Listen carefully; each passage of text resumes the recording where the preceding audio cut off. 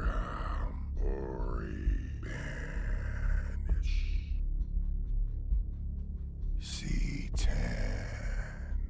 demonio. Dinaja. Abarera Legos.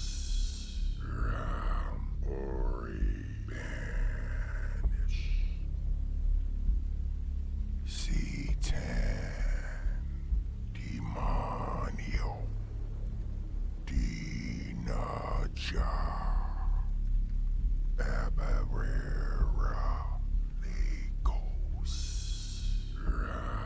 Ori Banish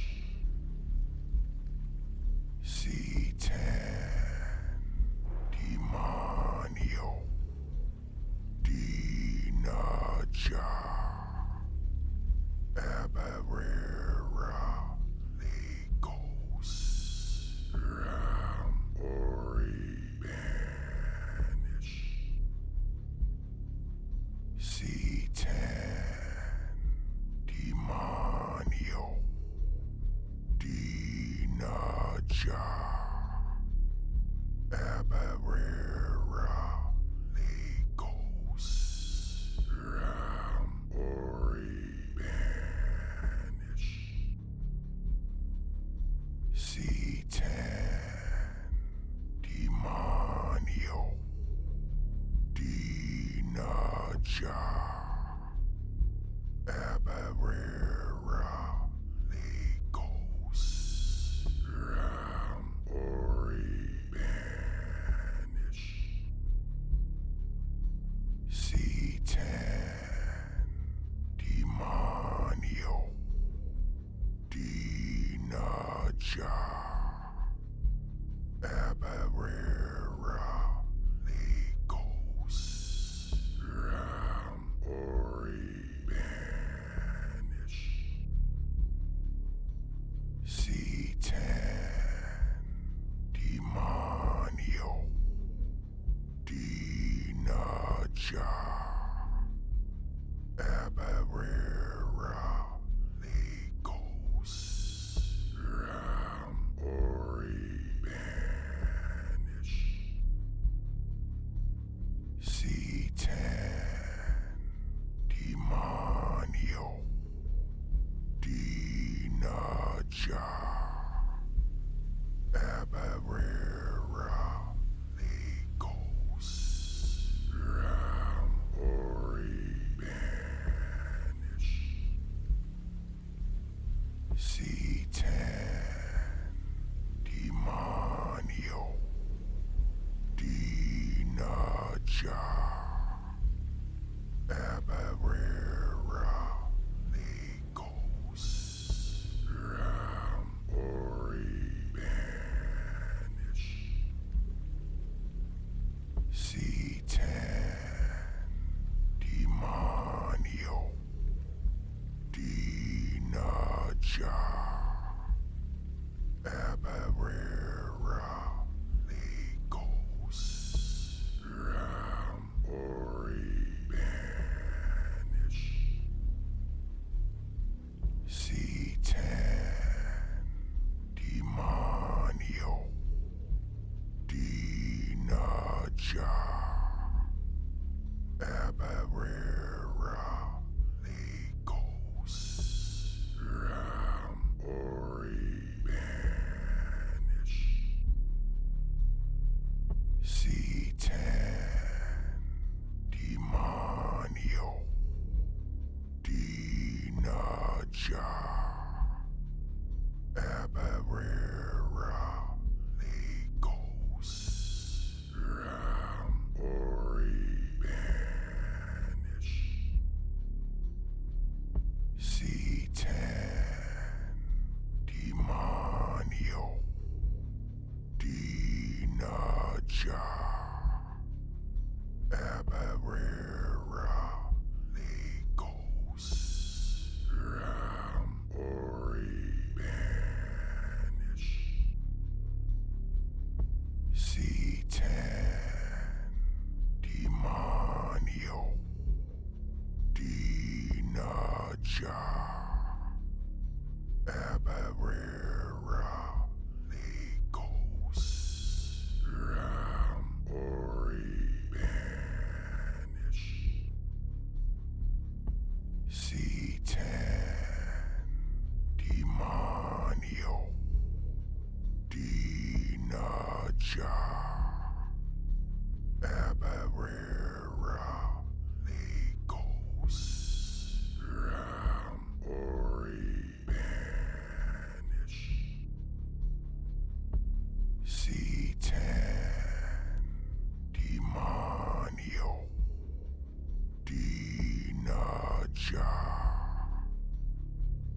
Abarera Legos Ram Ori Banish C10 Demonio Dinaja Abarera Legos Ram Ori Banish C10 Demonio Dinaja Abarera Legos Ram Ori Banish C10 Demonio Dinaja Abarera Legos Ram Ori Banish C10 Demonio Dinaja Abarera Legos Ram Ori Banish C10 Demonio Dinaja Abarera Legos Ram Ori Banish C10 Demonio Dinaja Abarera Legos Ram Ori Banish C10 Demonio Dinaja Abarera Legos Ram Ori Banish C10 Demonio Dinaja Abarera What's up, chat? How's it going? How's it going? I hope you all are having a wonderful evening. I hope you're enjoying the new intro. And yes, this is the mantra that Behemoth X made for the channel. Quite enjoying it.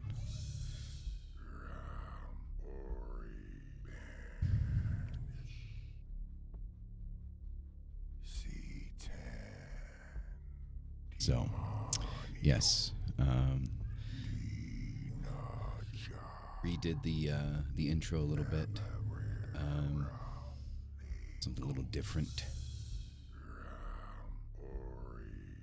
I quite like it. I quite like it.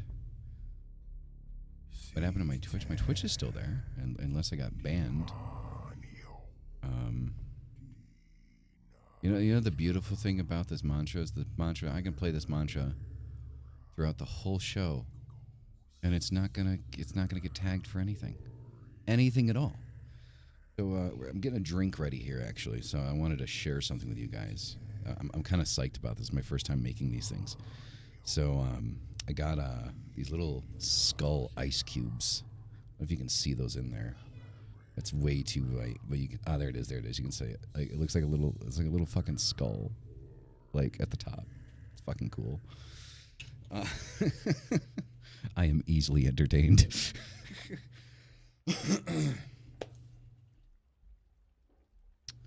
Yeah.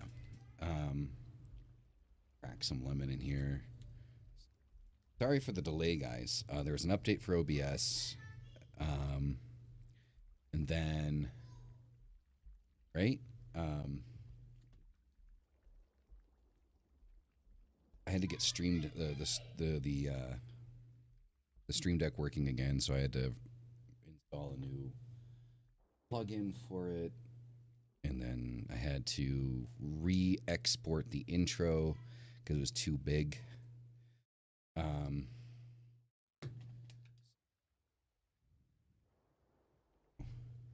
Measuring with skull shots. I don't have an actual measurement tool to measure like how much whiskey I'm actually pouring into shit, so I'm just using a normal shot glass here.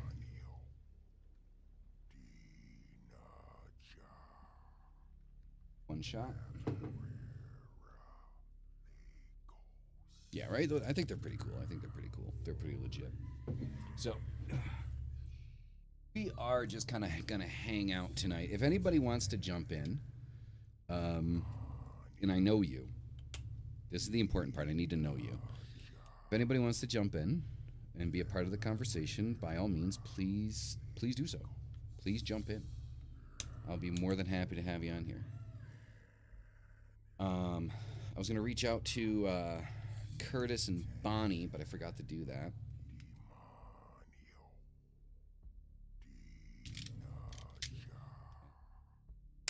Because Mystic, good old Mystic, has a thing tonight, so that's why good old Mystic ain't here. But this is the only, according to him, this is the only Friday he's going to miss, right? So, anybody wants to jump in, feel free. This little thing right here, cracking open right now. If I do this right, if I'm doing this right or not. Oh, wait. Yep, I think so. So this little thing, I literally bought this because it has like one of these fucking weird ass nozzles on it. Let's see. Oh yeah. Oh yeah. Oh yeah, that's got pressure. That's got pressure, folks. Oh, I love it. That's fucking cool. All right, makes me feel like a pro. Cheers. Little skull, ice cubes, some lemon, a spritz of lemon on the whiskey.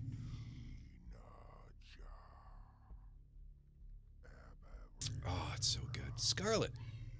Oh, how are you?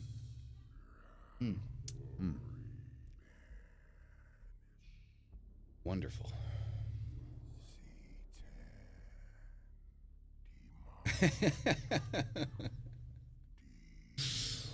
Right? Mr. Bales should get up. What is Mr. Bales doing? Would Mr. Bales be into doing a last minute hangout? I haven't had him on in a minute. I forgot that Mystic wasn't coming tonight. And so I was getting ready for the show and everything like that, and I realized I went back into our message history and it says that he wasn't going to be here tonight. So just got out of the shower. Ah, okay. Rock on. 1 second here, chat.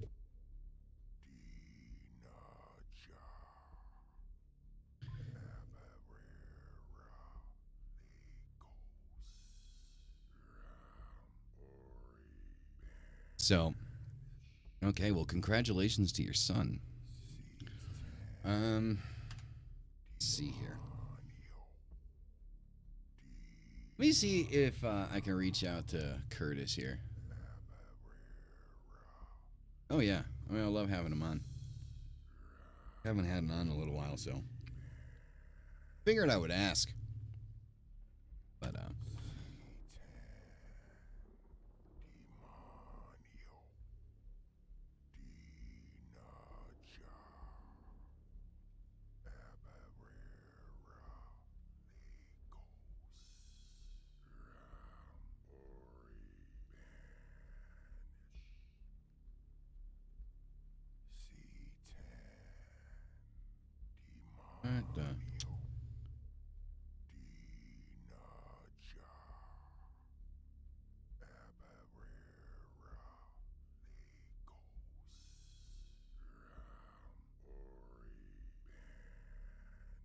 1 second here, chat.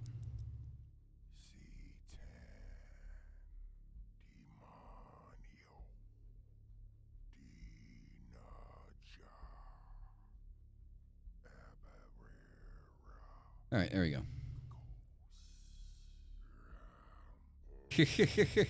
That would be that. Yeah, that would be Behemoth X. He came through and did a mantra for the intro, which I'm pretty sure I'm just going to leave running through the whole show, pretty much. So I quite like it. I think it's awesome. So, yeah.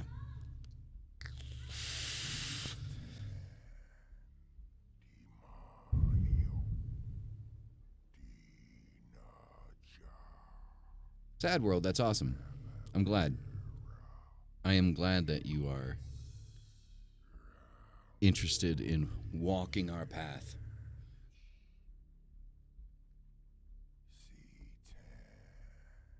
No, I don't think so, Paranormal. I mean, we'd be lucky to get him on for an interview, but, I am grateful and pleased that he did this mantra for us. I truly, truly am. Um, it's exactly what the channel needed. We need some, like, droning kind of sound in the background. It's something that actually fits the content of the show. So, you know, like, obviously, we talk a lot about kind of like general like paganism on here, right? Because we have mystic, and mystic is not left hand path, as mystic would say, is left hand path adjacent. But I definitely do have a very heavy focus, for the left hand path. And one of the things I kind of want to talk about tonight, just kind of like a random kind of like topic that kind of popped into my head, is I was sitting here and I was thinking about all of the people I've seen online, all of the protests that I've seen against Satanism, all the people that freak out and take things to extremes, the people that call us extremists take their hatred for us to an extreme, which I think is kind of ironic. And so I was sitting here thinking about it. And as I thought about it, I kind of realized, or it kind of dawned upon me, that the true devils, as Judeo-Christian tradition would dictate, the true devils, the true demons, the true evil, lies in the church. It lies in the believers of Christ. That is where true demons and devils, as per definition of Judeo-Christian tradition, exist. Not within us. Because when I sit there and I think about our community, and I think about the lovely people in our community, and the things that we do for each other, we are very open and accepting of truly open and accepting of everybody, so long as they are respectful to us. And it is with the right hand path, it is with Catholicism and Christianity and Judaism and Islam that exists the true nature of hatred. That's where the true nature of hatred falls into, not with us. Because they hate us because we believe in something, not because we actually did anything to them, but because we believe in something that they don't, that is contrary to what they believe in. And it's that hatred that creates an epidemic of the things that we're dealing with now. Grant you, we've been dealing with a lot of things for decades. Decades, if not longer. Hundreds of years, centuries. Going way, way, way back. We've been dealing with bullshit. And I think the reason why I act like I'm surprised by the way people treat us, by the way people act,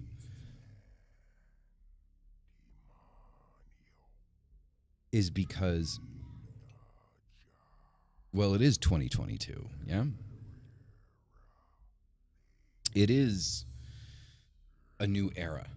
It is a new time. The place may be the same and the actors are different, but you would think that we would have gotten past this shit.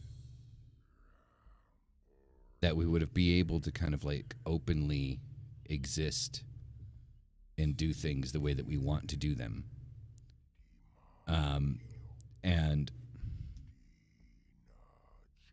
And have equal pull in society. That an after school Satan program wouldn't be a crazy fucking thing to have. Or that, you know, CPS wouldn't be called on people that, you know, are Satanists and have children. That's another one that gets me. That's fucking crazy. People calling child protective services on people that have children that are Satanists,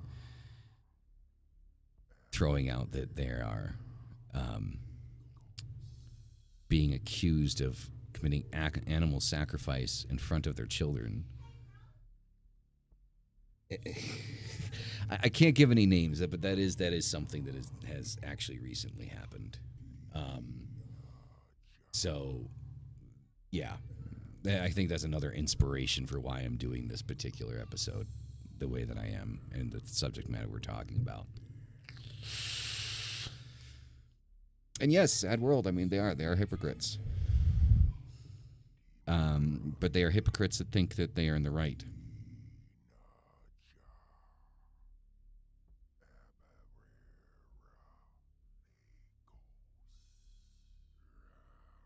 Well, this is true. This is true. Well, I mean, it's actually thousands of years old, but I mean, technically, so are we, right? I mean, if we really want to be, you know, call the kettle black here, I mean, a lot of what we believe in is equally as old, if not older. The difference between us and them is that we do believe in the idea of you do your shit and I'm going to do my shit and we're going to leave each other the fuck alone. Right? That's like the big difference, yeah?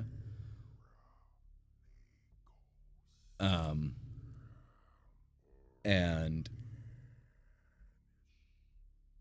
I just can't wrap my head around somebody doing that just because somebody has a different belief system that because you know your next door neighbor is a Satanist, you're going to call child protective services on them because they're a Satanist and risk them having their kids taken away.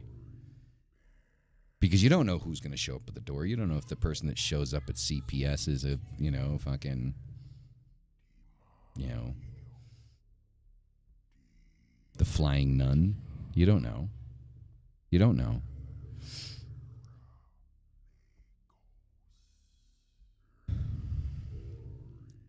You know, and then there's the other aspect of it. So let's flip the coin on its head here, yeah?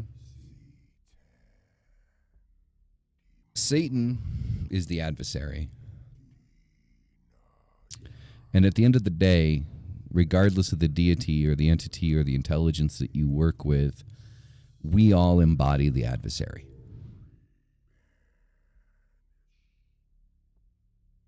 Our lives, we embody the adversary. That's who we are. This is true, Brooke. This is true. And there's nothing wrong with embodying the adversary. There's nothing wrong with being the one that stands against, you know, what is considered acceptable, which inevitably ends up infringing on somebody else's shit. You know, Sorry to hear that, Dutch. That sucks. So,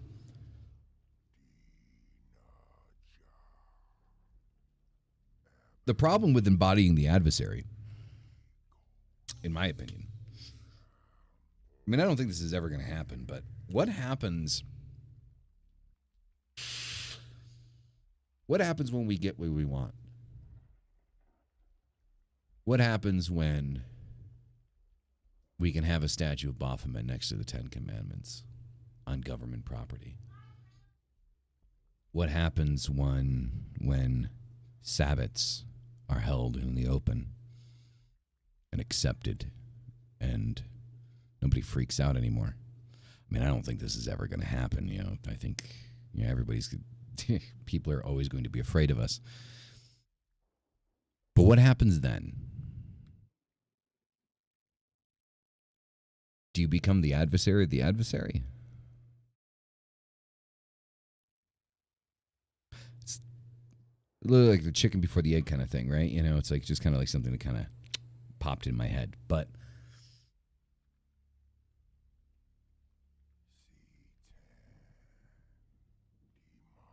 I completely agree, Brooke. I completely agree. This is true. This is true.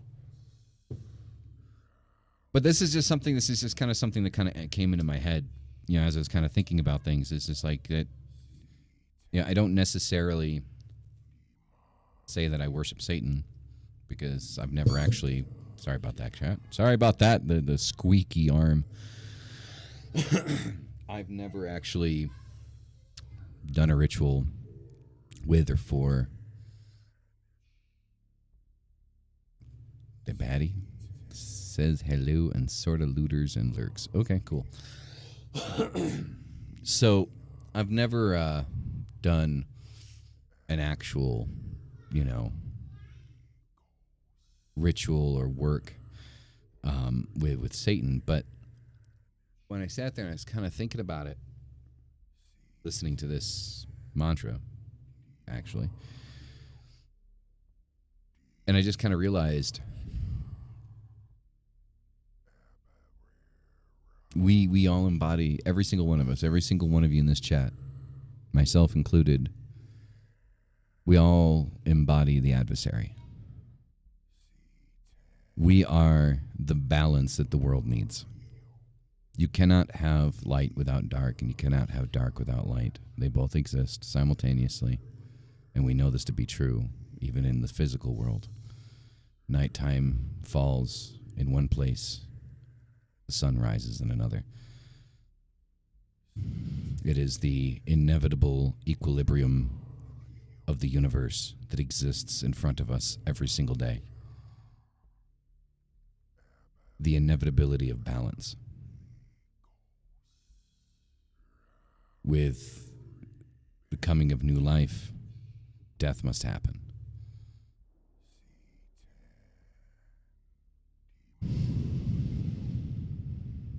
There you go. So there's a particular level of inevitability that I think that exists, and the reason why we exist. And I think looking at trying to see the forest for the trees, I suppose. We are inevitability.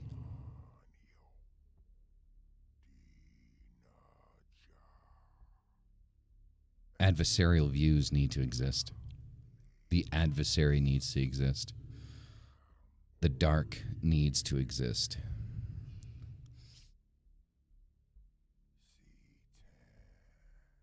And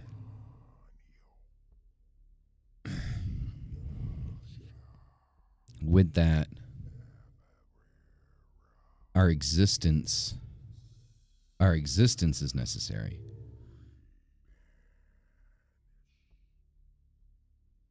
From the moment that we began to become social creatures, most of us, I think most of us have very similar stories. Most of us, a good many of us, probably come from difficult or rough family backgrounds. Most of us have probably had difficult times finding friends, keeping friends, trusting people. Most of us, when we found that dark place originally, probably through music or movies, film or games, something that we felt aligned with for one reason or another. And you could say psychologically that perhaps our difficult upbringings created this sensation of alignment with something that was darker because of this darkness that existed inside of us that we were trying to ignore and trying to be like everybody else and we couldn't.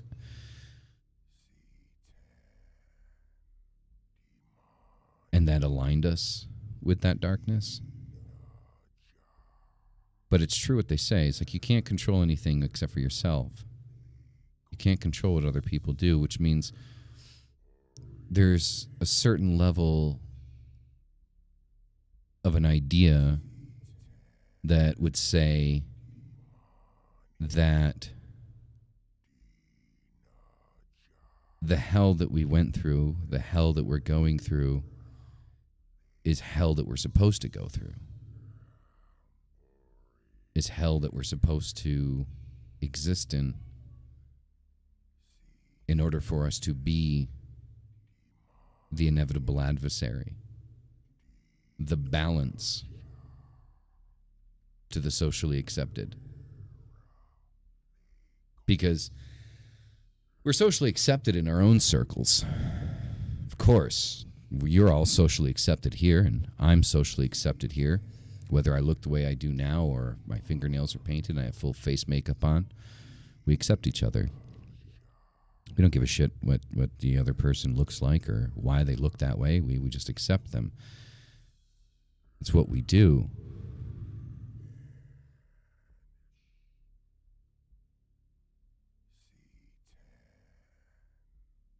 It was bound to happen. I'm not psychic.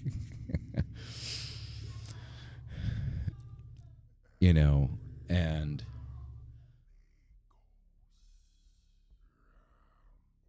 we exist inside of inevitability. You are an inevitability. You exist because you must exist. You are here because you need to be here. You are the adversary to something that requires balance. You provide balance to the world that exists around you,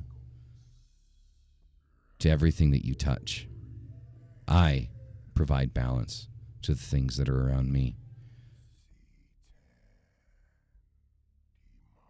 Regardless of how sometimes there may be that moment where we feel worthless, we feel useless, we feel hated. It is even inside of that hatred that people feel for us that we need to exist in that place. We need to be hated. Because of us being hated for no other reason than existing, we can truly, fully understand and appreciate and hold true gratitude and love truly those that love us, instead of pretending to be something that we're not for other people. The true devils pray in the church. The true demons, the true evil exists in white light.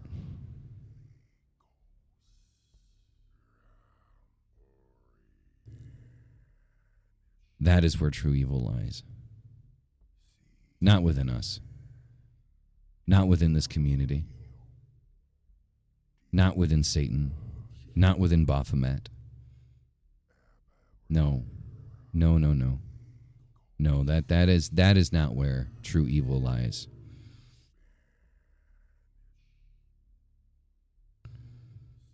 True evil lies in an organization that preaches goodwill and the protecting of those that cannot protect themselves, but yet protects and hides pedophiles.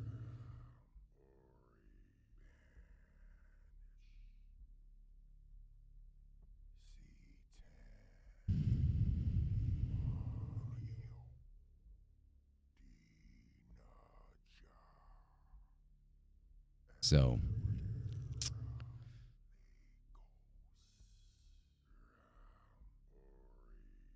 it's the whole idea that within Christianity, inside of Christianity, it's a God complex. Go fucking figure. It's a God complex. They need to save souls. And if you believe something that they don't believe in, they need to save you. But in order to save you, they need to first prove that you're wrong.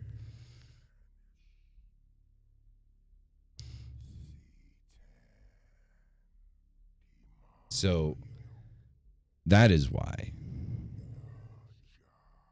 Because they need to save you because they can't save themselves. That's why.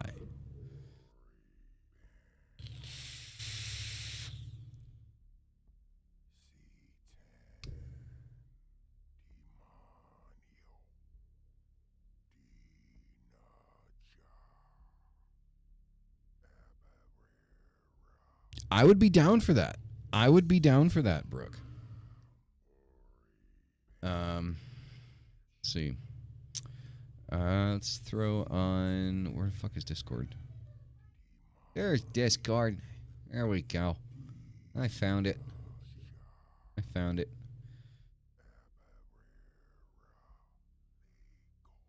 Exactly. Exactly. I will save my damn self. Don't touch me there, Father. I can do it myself.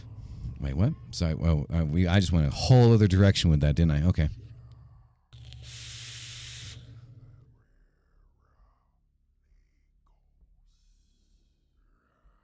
All right. So for anybody who wants to jump in and be a part of the conversation, I'm jumping in Vox001.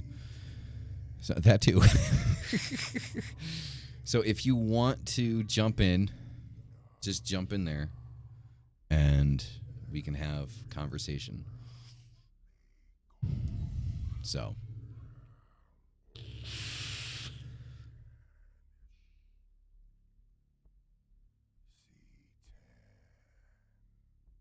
to whomever wants to jump in. But yeah.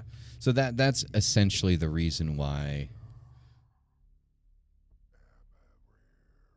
your Sky Daddy isn't my Sky Daddy, thank you. Right? The God complex. They are sinful, so they must hold themselves above others to be less sinful in the eyes of God, to convince themselves that they are righteous. Oh yes, righteousness. Well, I was gonna do a reaction to some LFM tonight, but then I was like, she hasn't done a video in like 2 weeks, and there's really nothing that's like I really want to react to right now. Like I've got a headache, and I think like LFM would just give me a bigger fucking headache. To be completely honest. So she got mad. Hey. Uh-oh. Hiccups. Hiccups, chat. Uh-oh. Give me a second. I will be right back. I need to get some peanut butter, or this is going to be a very interesting show with hiccups. 1 second.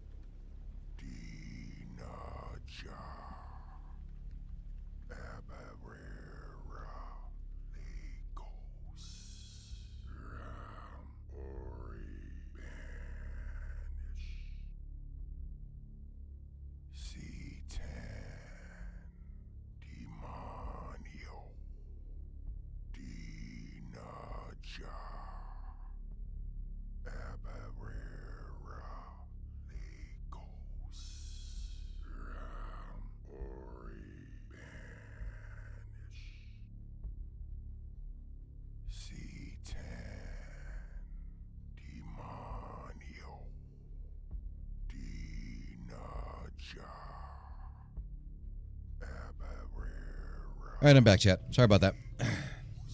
So if you're wondering why I mentioned peanut butter, right? Um, so peanut butter, for some reason, at least with me, like when I get hiccups, a big honking spoonful of peanut butter and it's gone. So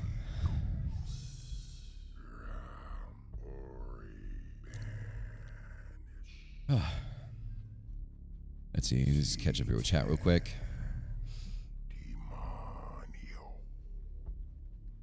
Hey, how's it going?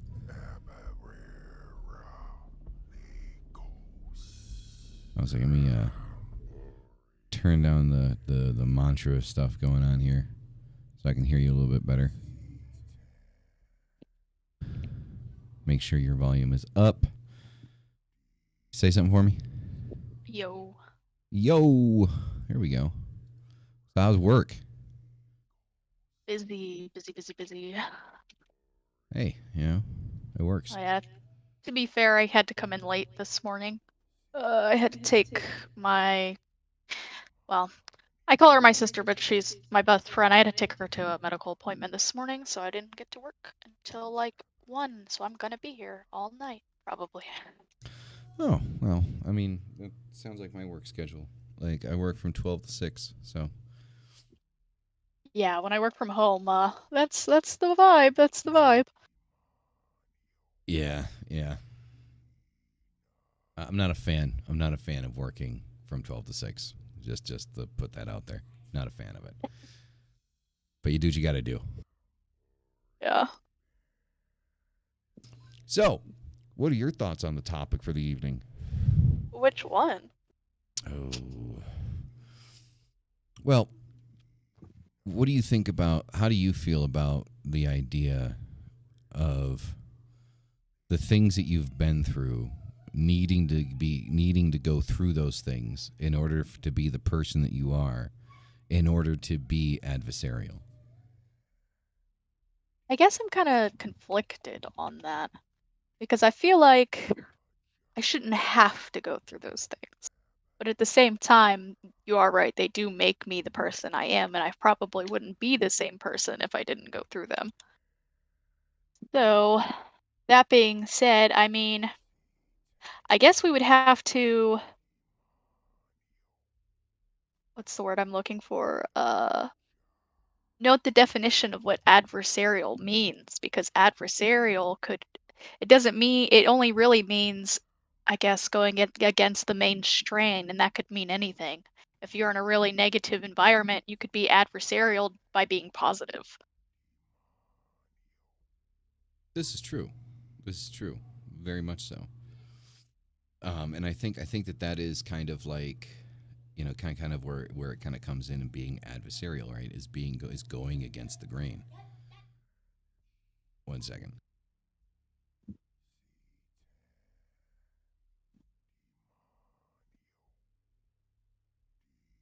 Sorry. That's what happens when you have a 8-year-old running around. I'm sure you all heard him walking in here just yelling at the top of his lungs for no other reason, Than to be. Than to be heard, He's like, I'm here, fuckers. So, I think that you are right. That is where that kind of like falls into place.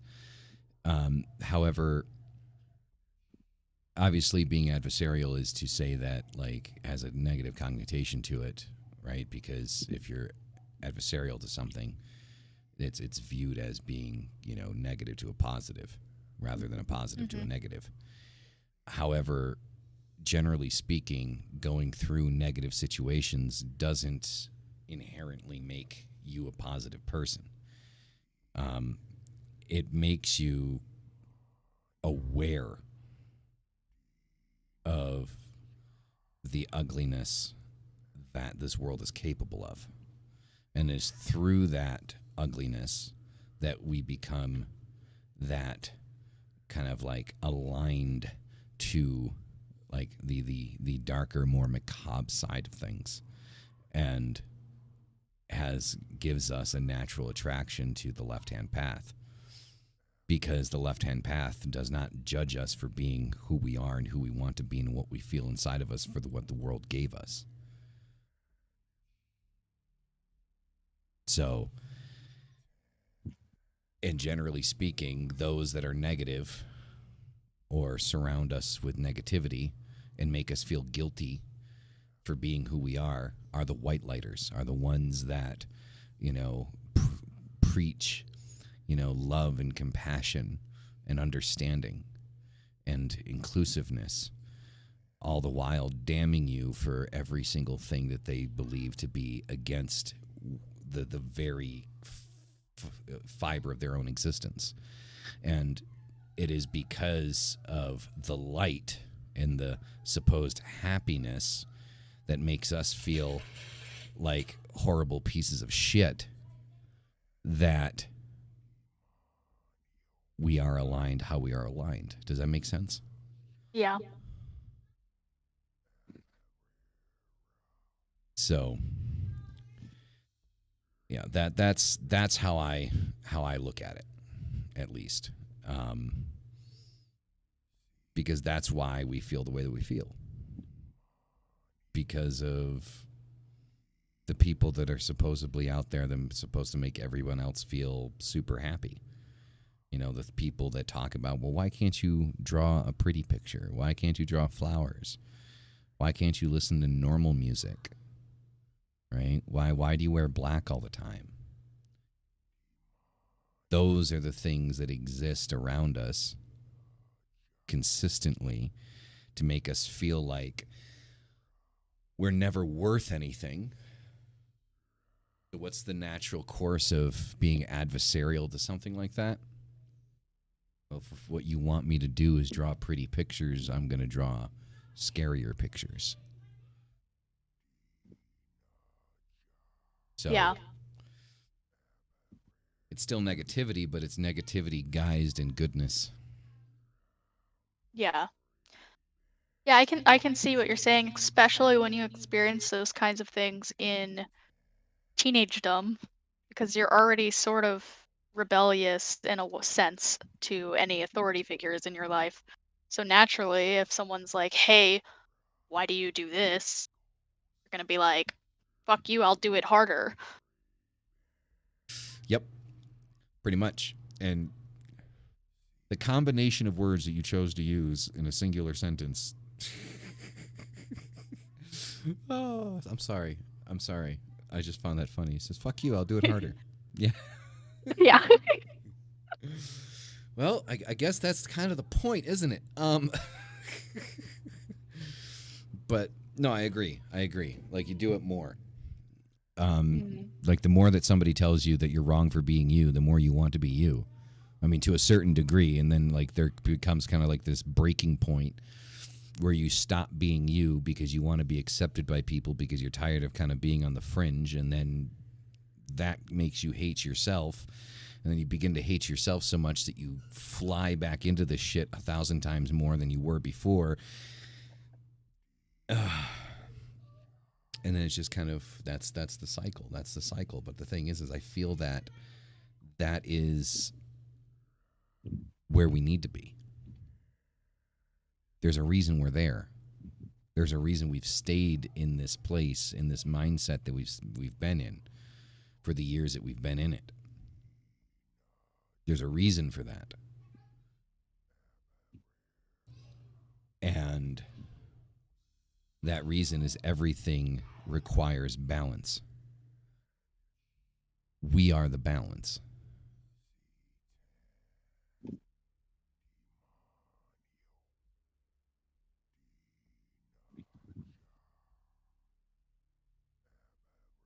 Any thoughts? Um, trying to formulate them. Uh, so I do agree to an extent, but when you kind of look at how our society is now, I feel like self-hatred actually isn't that uncommon. I feel like it's actually really common.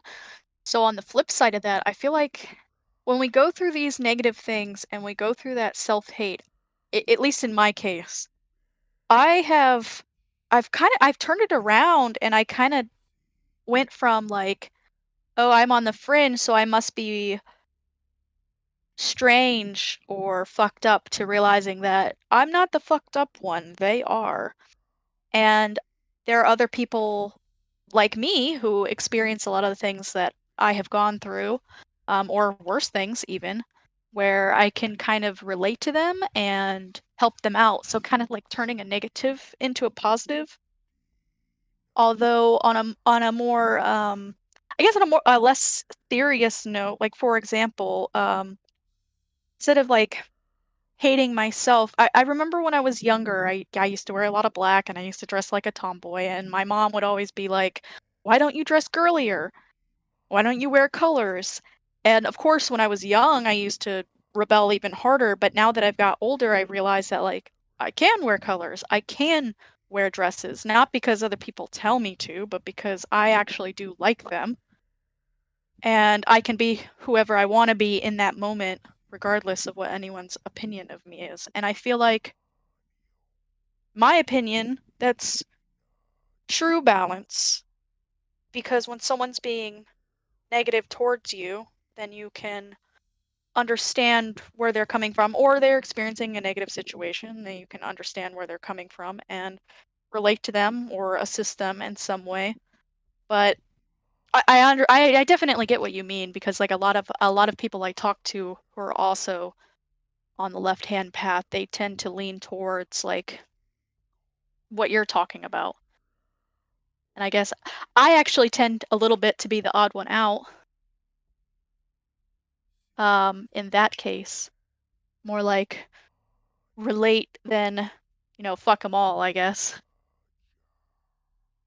Well, I mean, it still falls into kind of the adversarial context, right? It's like Mhm. you're looking at other people that are kind of falling into the same thing that you know you went through, and we want to help them, and you want to help them because there's nobody there to help you, so you want to be the thing that you didn't have. Yes, Still being adversarial, that's true. That's true. and the thing is like adversarial isn't like, I mean, I it's very difficult to remove the negative connotation to the word adversarial. It's very difficult. I mean, a Christian and a Catholic in their own right is adversarial to the adversary, right? Hmm. But the idea that I just kind of said I put a lot of thought into this, and like I've listened to a lot of people, and I've talked to a lot of people, and I've talked to like a lot of like listened to a lot of people's stories, things that they've gone through, things that they're going through. Why they are the way that they are, why they think the way that they think. Why they've kind of reached this point of being kind of fed up with the bullshit that they have to kind of deal with, for being who they are, right? It's like society makes you this thing, and then society hates the thing that you become, but you're just a creation of society. Yeah. They hate the thing that the very thing that they created, by trying to, force feed, you know, dogma and concepts and ideas, down our throats, you know, as we are growing up. And it's it's interesting to me, to see the way that we go about it.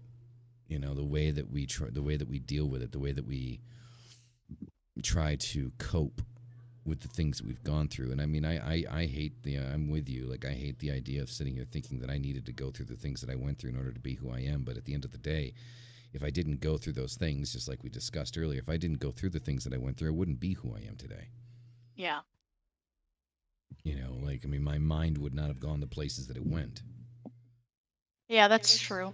And honestly, you kind of see that same, like, society hating what it creates, not just towards us, but it's pretty consistent across society. Like, I mean, if you look at, okay, just a semi silly example, if you look at how I guess older people talk about like my generation, They talk about how, oh, they're just trophy getters. They get a trophy for everything. But the thing is it wasn't us who decided to give us the trophies. It was them.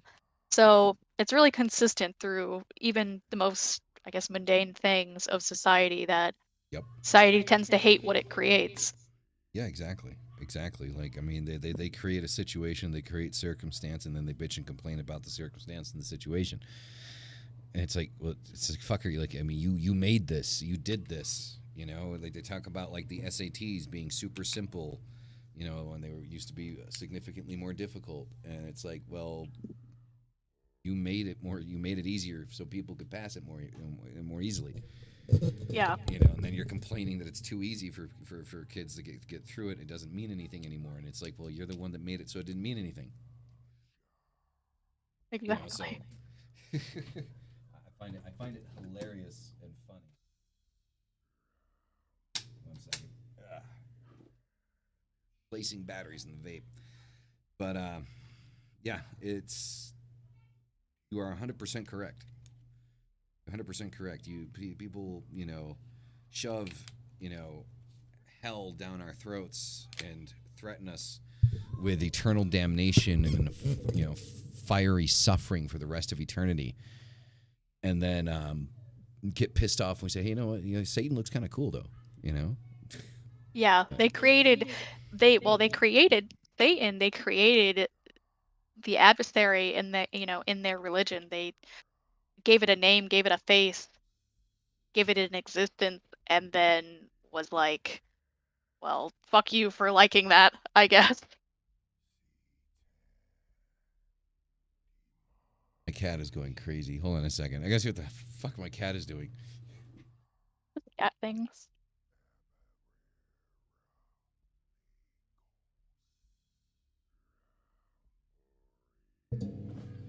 Well, she was inside of like I have like a tapestry, and behind the tapestry is where I have my tools and stuff like that. And she was up on top of the tool cabinet, clawing at the curtain and shit. Like it looked like there was like some type of like demon creature, Just like cat things. yeah, rustling behind the tapestry. Uh, it's kind of funny. Um, so, but yeah, so it's like society like does this consistently throughout history, and I'm sure that we'll probably end up doing the same thing. You know, create something and then bitch and complain about it being what it is, but completely forget that we're the reason that it is the way that it is. Um, hope we don't, but history has a tendency of repeating itself. Very true. So I don't know. I sat there and I've been thinking about it, and all this fear mongering about Satanism and the devil and the left hand path and EA coeting this and EA coeting that, and you know all of these ridiculous things that are talked about constantly. And I'm a little I think I'm a little fed up with it, if I'm going to be completely honest. I'm a little fed up with how everything is kind of panning out, and how in the 80s we had to deal with the brunt of the satanic panic. In the 1600s, people that weren't even fucking devil worshippers or witches were burned at the stake. And I'm sorry, I really like this thing. I don't blame you. Oh, it's so much fun. But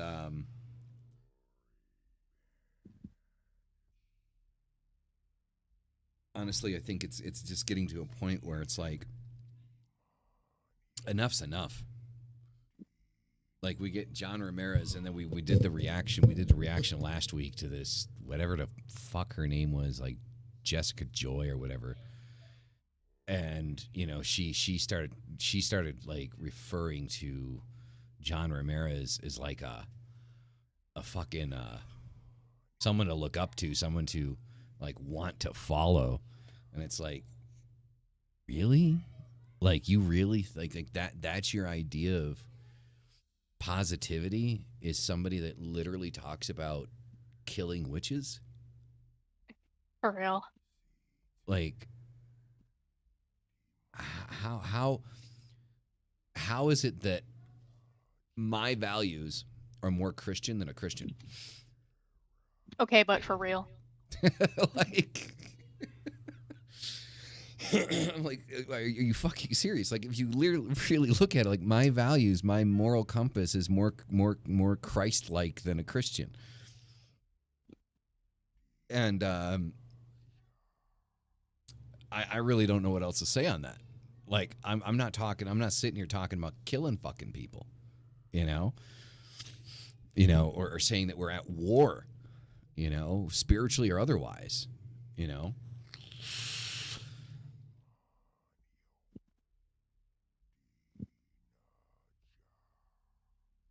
I Yeah, like and then John. they Oh, go ahead. wonder Uh huh. they wonder why we don't want to I guess join hands with them.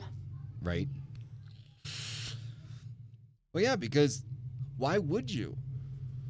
Because it'll constantly, oh, you need to be Christian. You need to believe in God.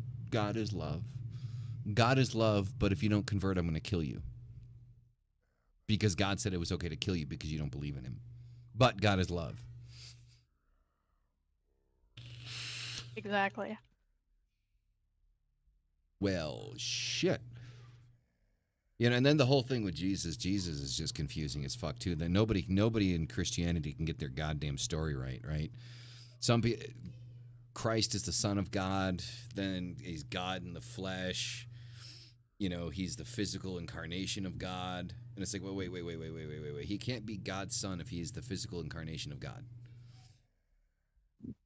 Like that it doesn't work. Like, did God split himself into two?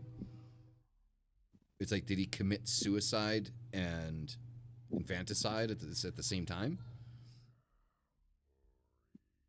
By allowing his son to be killed, by allowing, like, when Jesus died.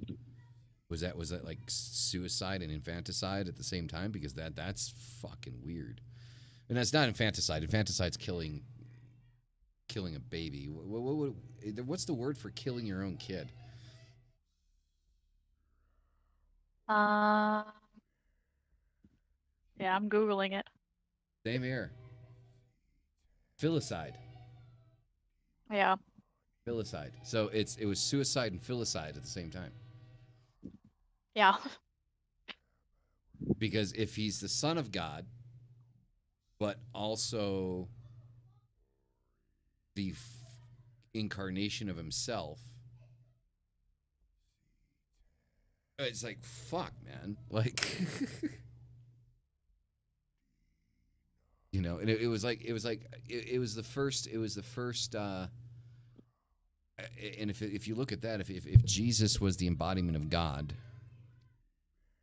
and he committed suicide by allowing the Romans to crucify him, then Jesus would be the first case of suicide by cop. Hey, but for real. But at the Right. same time, is that like even an accurate rendition? Because I mean, what is Roman Catholicism but Roman's version of the Christian religion? So like, of course, they're gonna be like, oh yeah, he sacrificed himself for good. They're not gonna want to admit basically that they like killed a son of God or God incarnate or whatever. Exactly. No, I mean, there's actually saw a thing earlier today on Facebook that I thought was actually pretty good. It's a pretty old saying. But it goes: Buddha wasn't a Buddhist, Jesus wasn't a Christian, Muhammad wasn't a Muslim. Like, what any of these people like actually tried preaching was, like, caring about each other. You know. So if you're going to choose a religion, if you're going to create a religion based off of any one of these three characters, the most likely scenario would be, you know, being a decent human being. Like, I don't want to use the word love, but I mean that's the saying used love, right? This other religion was love. It wasn't like the religion that they said it was. And that was the one thing I've always said. Like I said, like with Jesus, like Jesus was a Jew. Yeah. Like so if you really want to be accurate in what Jesus believed in, be Jewish because Jesus was a Jew. He was the adversary at the time. Like Jesus, you could look at Jesus instead of being a incarnation of God. Maybe Jesus was the incarnation of the devil. He was the incarnation of Satan because he was adversarial to the beliefs of the Jews at the time. Well, You a know, lot of people actually argue that too because Jesus is described as like a shining light, which so was Lucifer originally. So yep, a lot of people actually argue that they basically were the same being described in different ways and it just got mistranslated, which I mean, technically they mistranslated a lot of things when they translated the Bible from Hebrew to Greek. Like so many things were mistranslated. Like the idea of demons itself wasn't even really a thing and didn't pertain to like other gods of other religions until it was translated into Greek. It actually shocked to the Hebrews at the time. 100%. No, you're on point. Like I mean, it does make sense. There's a lot of terms that were used to describe Jesus that are also used to describe Lucifer. You know, um, you know, um, the morning star would be the rising sun, right? Hmm. You know, so Lucifer, morning star, the rising sun, Jesus being the rising sun. So it's just like there's a lot of things that kind of like align with that. Maybe there's a text somewhere that would like underneath the fucking Vatican where Lucifer is Jesus. Yeah. And And then there's also, oh go ahead. I was going to say it also makes sense when you kind of look at how the Old Testament was in comparison to what, Jesus would have been preaching at the time. Like it's very different. And the New Testament is evidence of that.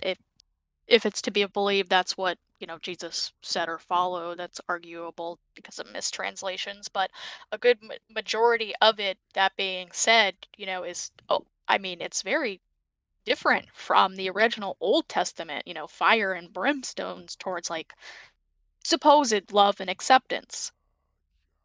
Well, yeah, but I mean that only happened because people stopped wanting to follow a religion that damned them because of everything.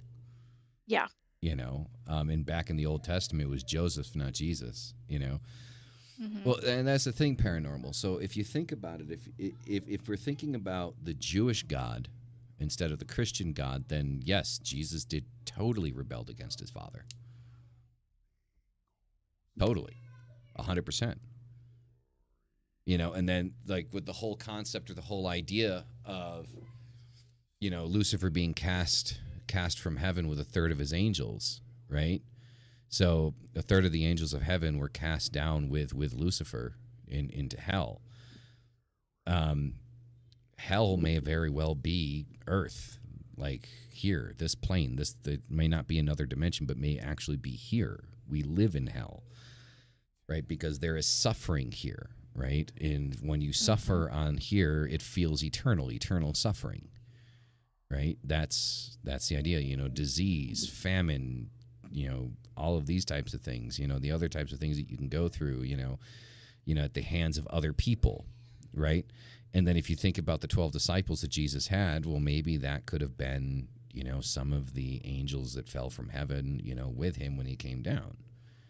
Yeah. That he just had to go around and find them, right? Yeah. And also, even in the Bible, I mean, Jesus refers to Satan as ruler of this world and Exactly. Satan, The the God God of of this this world. age, and then the God of earth, basically. Yeah, 100%. You know. So the thing is like, that kind of like puts you in a position where it's like, well, wait, well, Satan is the god of this world, this planet, where we exist. Then, hmm, it's interesting. It's interesting how it kind of breaks down, but there's just too much that doesn't make sense about the Bible and its contradictions. Old or New Testament, King James Version, doesn't matter. I fully believe that, upon the falling and crumbling of the Catholic Church, and we finally have access to the Vatican vaults, and we can see the secrets that they have laid down there, that we will finally be able to actually see what it is that the church has been lying about all of these fucking years, that they've been in control. So yeah. Yeah. I can only dream. I can only dream. I mean, it's not that far off. I mean, if you think about it, less and less people are identifying as being Catholic. Less and less people are baptized as being Catholic. I mean, apparently Catholic Church numbers are actually going down. I mean, the people that fully believe in God are dying off one by one. So, Yeah,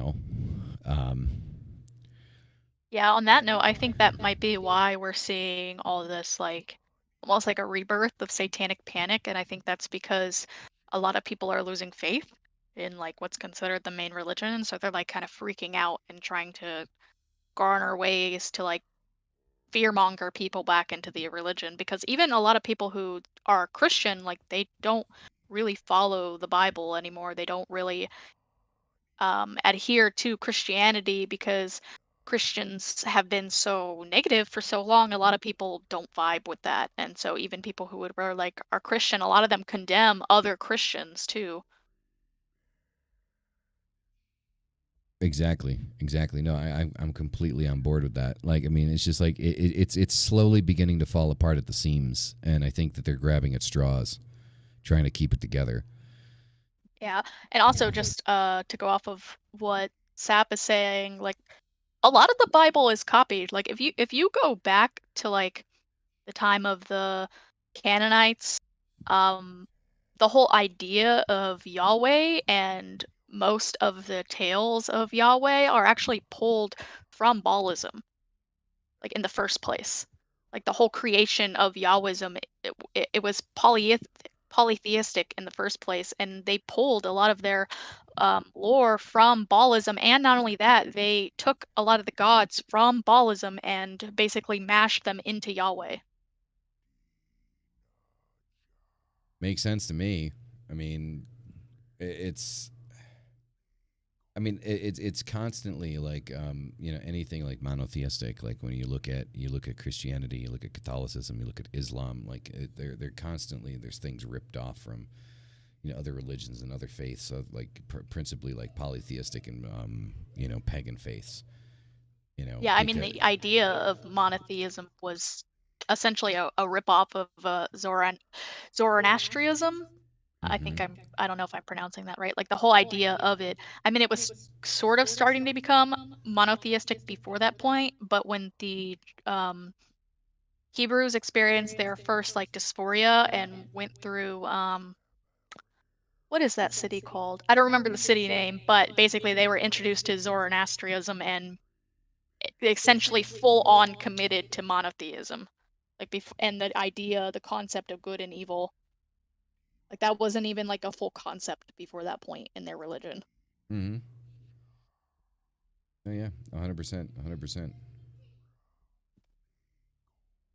So it's just, yeah, I just you sit there and you look at it, you look at the details, of how this shit was built, how it was put together, and it's it's hard to sit here and say that they're not full of shit on so Yeah. many different levels. It's so hard to say that they're not full of shit. So, Yeah. And as we uncover like more and more history, I feel like a lot of Christians themselves are becoming disenchanted with Christianity because they realized not just the atrocities that a lot people who claim to be Catholic or Christian commit in real time, but the historical atrocities and the lies that they had been told since they were young children. Um, we're in this new age of, massive amounts of information being available to us, and new information being uncovered with excavations and, archaeological research and whatnot. Um, I mean, my dad actually is a great example. He spent the majority of his adult life Catholic and strictly Catholic, like has done every sacrament. Is it sacrament? I think. Sacraments, Um, yep. yeah, besides becoming a priest.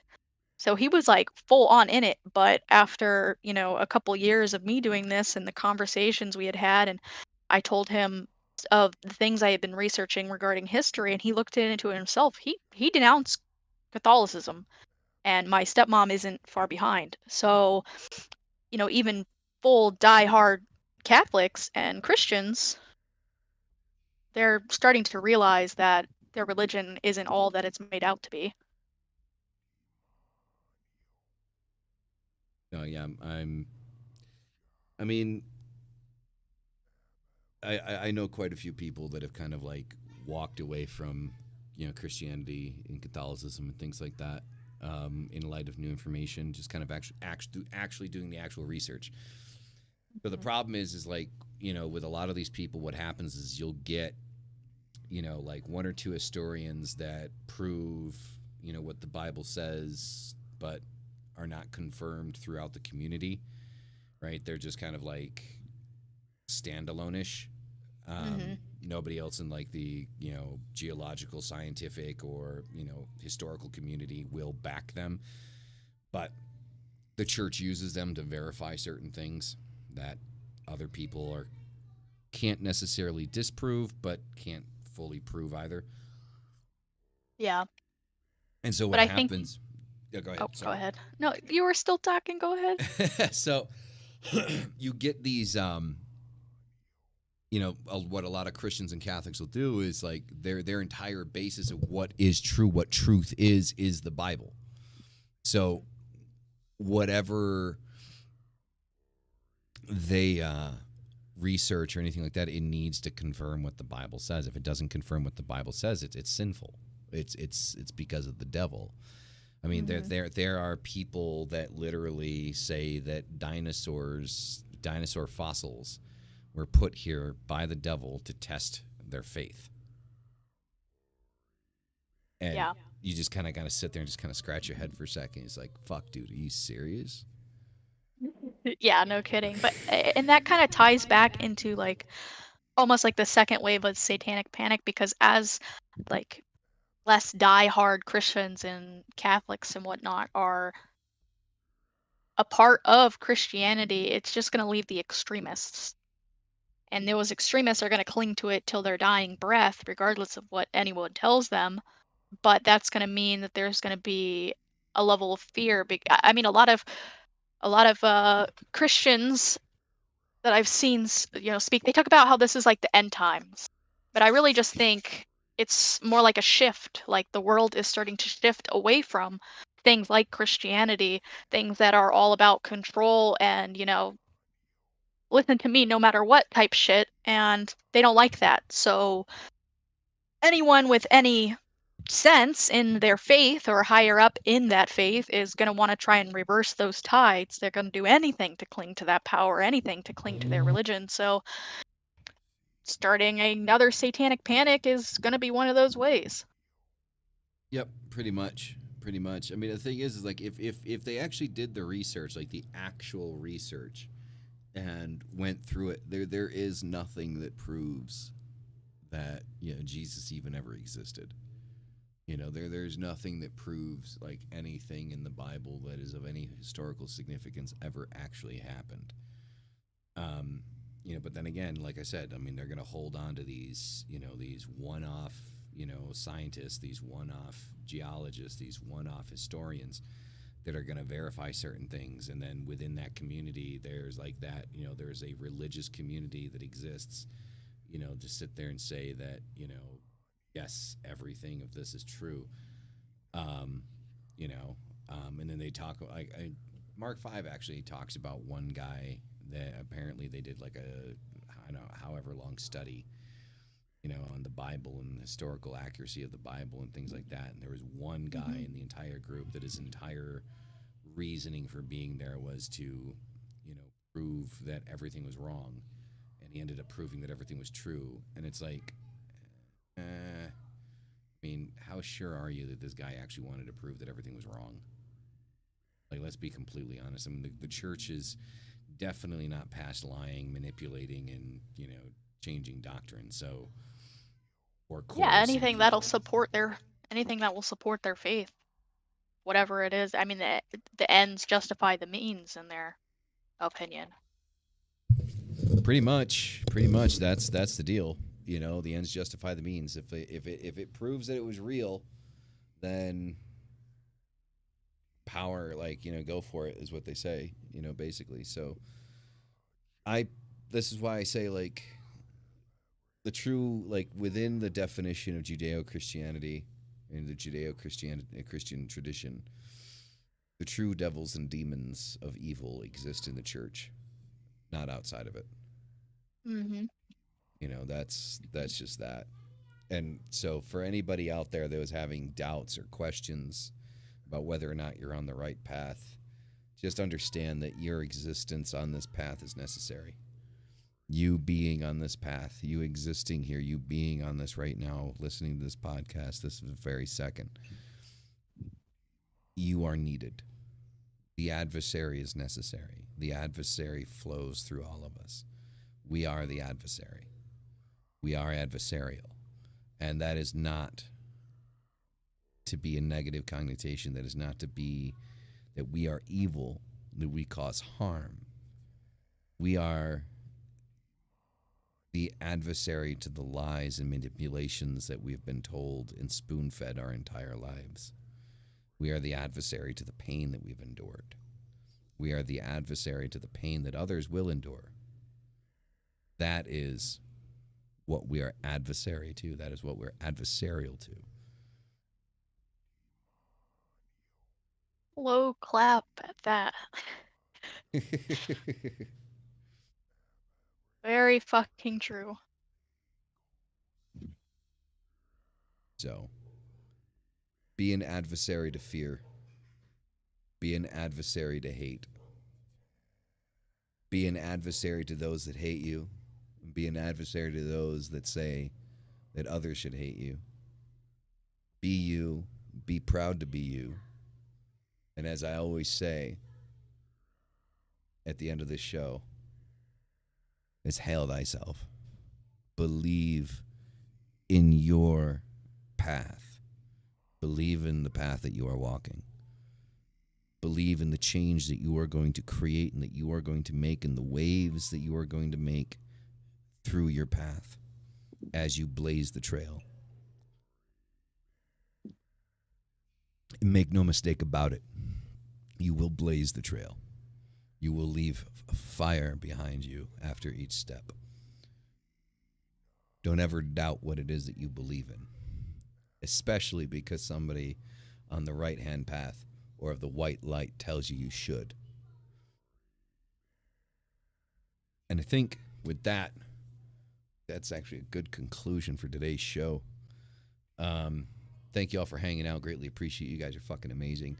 We have been joined this evening in part with Brooke Helsing. Even though I think even like your name on here is different, though. Isn't it? Oh no, it's Brooke Helsing. Yes, it's Helsing there. So always a pleasure talking to you and hanging out. So thank you, For thank you. sure. Should probably have you on for a full show with Mystic, right? Just kind of like to hang out and talk more, to kind of get into more detail and pick your brain a little bit more about True, the I'm demonic down. works, right? So probably get you on another panel. Um, so that's going to be it for this evening, guys. You guys have a wonderful rest of your weekend, and we will see you next week where Mystic Salon, everybody's favorite bottom, will be back. And we'll probably pull some other people in. I like pulling you guys in at random. It's fun. So with that being said, hail thyself. You are the adversary. Be the adversary. Be proud to be the adversary. Be proud to be you. See you next week. Peace the fuck out.